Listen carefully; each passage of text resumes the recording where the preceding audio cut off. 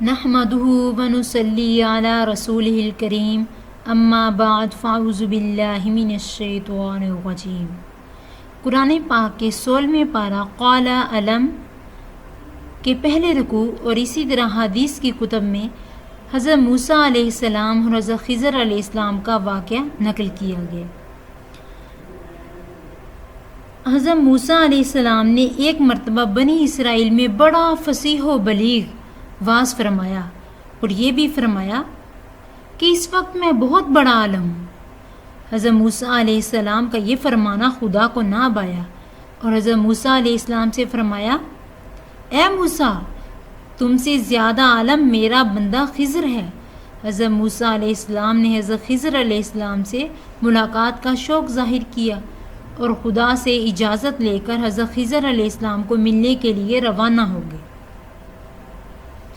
خدا نے مدد فرمائی اور حضرت موسیٰ علیہ السلام نے خضر علیہ السلام کو پا لیا اور ان سے کہا کہ میں آپ کے ساتھ رہنا چاہتا ہوں تاکہ آپ کے علم سے میں بھی کچھ مستفید ہوں، مستفید یعنی فائدہ حاصل کروں۔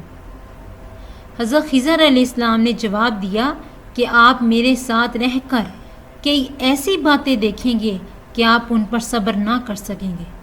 حضرت موسیٰ علیہ السلام نے فرمایا، نہیں، میں صبر کروں گا، آپ مجھے اپنے ساتھ رہنے دیجیے۔ خضر علیہ السلام نے فرمایا، تو پھر میں چاہے کچھ کروں، آپ میری کسی بات میں دخل نہ دیں۔ فرمایا منظور ہے، اور آپ ساتھ رہنے لگے۔ ایک روز دونوں چلے اور کشتی پر سوار ہوئے۔ کشتی والے نے حضرت خضر علیہ السلام کو پہچان کر مفت بٹھا لیا، مگر حضرت خضر علیہ السلام نے اس کی کشتی کو ایک جانب سے توڑ دیا اور عیب دار کر دیا۔ حضرت موسیٰ علیہ السلام یہ بات دیکھ کر بول اٹھے کہ جناب، یہ آپ نے کیا کیا کہ ایک غریب شخص جس نے ہمیں مفت بٹھایا ہے، آپ نے اس کی کشتی توڑ دی۔ حضرت خضر علیہ السلام بولے، موسیٰ، میں نہ کہتا تھا کہ آپ سے صبر نہ ہو سکے گا اور میری باتوں میں آپ دخل دیے بغیر نہ رہ سکیں گے۔ حضرت موسیٰ علیہ السلام نے فرمایا، یہ مجھ سے بھول ہو گئی ہے، آئندہ محتاط رہوں گا۔ پھر چلے تو رستے میں ایک لڑکا ملا۔ حضرت خضر علیہ السلام نے اس لڑکے کو قتل کر ڈالا۔ حضرت موسیٰ علیہ السلام پھر بول اٹھے، کیا خضر، یہ تم نے کیا کیا؟ ایک بچے کو مار ڈالا۔ خضر بولے، موسیٰ، آپ پھر بولے، جائیے، میرا اور آپ کا ساتھ مشکل ہے۔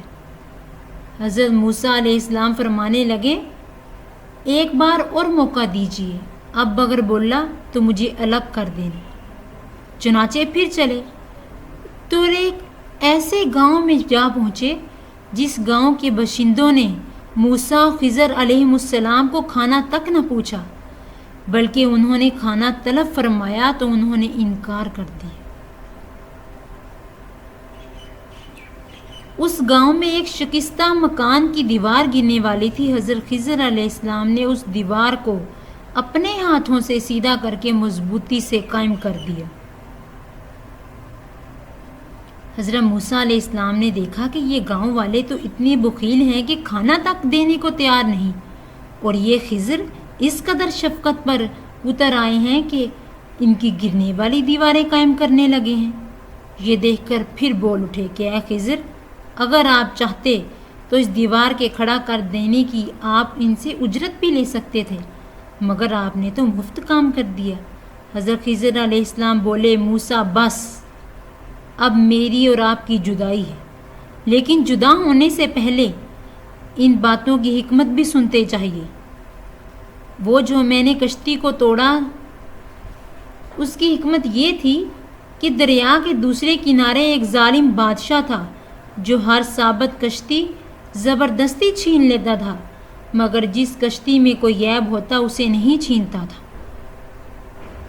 کشتی والے کو اس بات کا علم نہ تھا، میں اگر کشتی کا کچھ حصہ نہ توڑتا تو اس غریب کی ساری کشتی چھین جاتی، اور وہ جو لڑکا میں نے مار ڈالا، اس کی حکمت یہ تھی کہ اس کے ماں باپ مسلمان تھے۔ اور یہ لڑکا انہیں ڈر تھا کہ بڑا ہو کر کافر نکلے گا اور اس کے ماں باپ بھی اس کی محبت میں دین سے پھر جائیں گے۔ تو میں نے ارادہ کر لیا کہ اس کے ماں باپ کو اللہ اس سے بہتر لڑکا دے، اور اسے میں نے مار ڈالا تاکہ اس کے ماں باپ اس فتنہ سے محفوظ رہیں۔ اور جو میں نے گاؤں میں گرنے والی دیوار کو سیدھا کر دیا، اس کی حکمت یہ تھی کہ وہ دیوار شہر کے 2 یتیم لڑکوں کی تھی، اور اس کے نیچے ان کا خزانہ تھا، اور باپ ان کا بڑا صالح تھا۔ تو رب کی یہ مرضی تھی کہ دونوں بچے جوان ہو جائیں اور اپنا خزانہ آپ نکال لیں۔ یہ تھی ان باتوں کی حکمت جو آپ نے دیکھی۔ جزاک اللہ۔